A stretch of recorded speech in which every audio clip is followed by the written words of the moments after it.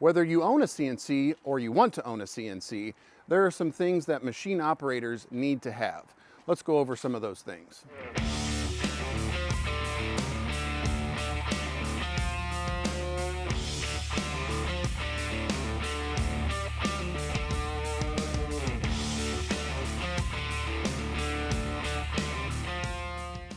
Now, don't worry about breaking the bank for any of these tools. This is not something that your significant other is going to come after you for. Some of this stuff you might even have laying around, you just didn't know that you could use it on your CNC. In my opinion, the spoil board is the heart and soul of the whole operation. If you're not able to properly hold things down, not only is it dangerous, but you're going to get nowhere and your end result is just going to look like trash. Now, I didn't create this file. A guy over on Etsy by the name of Red Dog Woodcraft did. He already worked out all the kinks and all that good stuff so you can just get to tooling. Isn't that nice? Now, let me walk you through each feature as if I was going to cut a juice groove or personalize this cutting board since it is cutting board season. Here's how I would do it. So I have this blocker down here at the bottom, and those holes are recessed, so I will pop that in. And I know that everything runs parallel and perpendicular, which is awesome. And I like to use these bench dogs from Craig as a nice little reference. These holes are 3/4 inch, so they correspond with the bench dogs. I make sure that it is plumb up against these two bench dogs and plumb up against here. I know that this is a perfect 90 because I've put all my squares on it, and every single time it comes out perfect. Here's another option. If you have the T-tracks in here, you can get these little PowerTech stops. So it's just going to run in the T-track, push it tight, tighten it down. And then here are some clamps that I created. I didn't reinvent the wheel or anything, but you can actually, I have them in the link in the description down below for free if you would like to download them. It's an SVG and a DXF, so if you wanted to adjust, you can.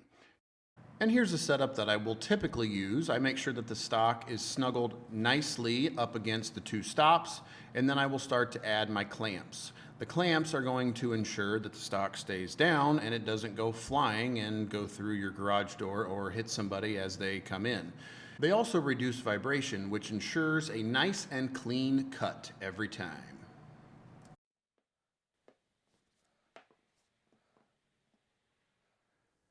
If you do not have a spoil board that allows you to clamp things down, you have some other options. Here we have some double-sided tape. I'm going to save you the trouble. Just go get yourself the X-Fasten brand. This stuff is absolutely amazing. I use it for a lot of different things throughout the shop. This is their 1-inch woodworking double-sided tape, and it does a great job, whether you are template routing or want to hold something down in the shop. I find myself using this stuff all the time. If you have a bigger piece, this is their double-sided carpet tape. It will hold anything down that you ever will throw at it. And last, everybody has seen painter's tape. You can use masking tape, whatever. I just have painter's tape in the shop, and CA glue. I use CEC Corp. It does a very, very good job. They get it to me quickly, and I've had nothing but success with that. So basically what you do is you put a piece of tape on the back of the stock, put a piece of tape on your spoil board, add a little bit of CA glue to either one, activator, press it down, and it's not going anywhere. And my last method for holding down stock is a good old-fashioned pin nailer. This is a 23 gauge pin nailer from the good old people of Harbor Freight. Say what you want, it does the job, and it was like $30. And if I need to, I can throw it out and get another one for cheaper than some of the other brands nails even cost. We've all had stock that just doesn't want to lay flat, and it typically happens with your thin stuff. So all you got to do, put it on here, pop a few nails. However, I need to say that you need to know your tool path. If you do not know your tool path, you run the risk of a bit going over one of the nails that we just put in and snap.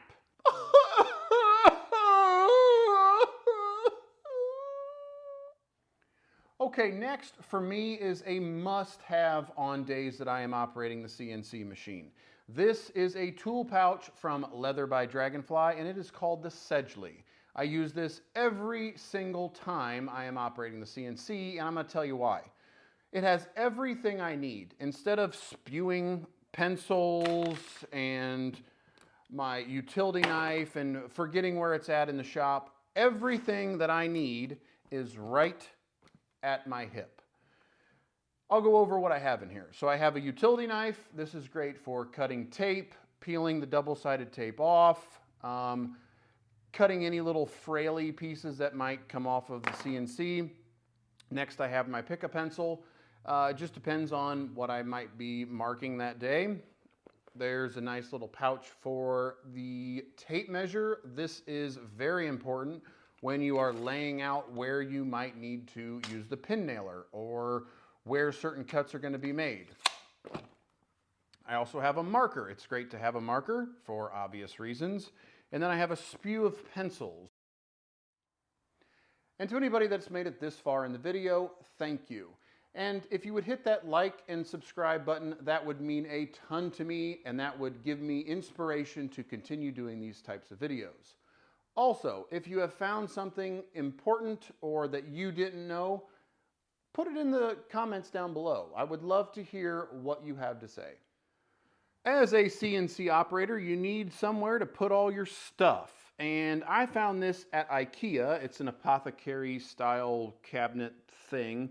And I store things in there like cleaning supplies and oil for the machine itself, bits, things for the dust collection, which are in, and apparently my kids put their snacks in there too. Obviously I haven't been in that one in a while, but you get the picture.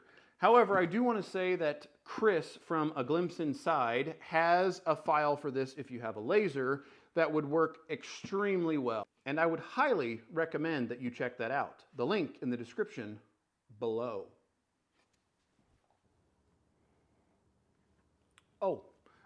Next is just your typical scraper. This is a 3-inch Red Devil little spackle scraper, paint scraper, whatever you want to call it. This comes in very handy for popping off any of those pieces that you double-sided taped down or use the pin nailer for. You just get under there and pull it up. And last, I have this little Wi-Fi extender that you can put into the brains of the CNC. I don't really know how it works exactly, but the instructions explain all of it to you. Basically, you plug it into a USB port and it does everything it needs to.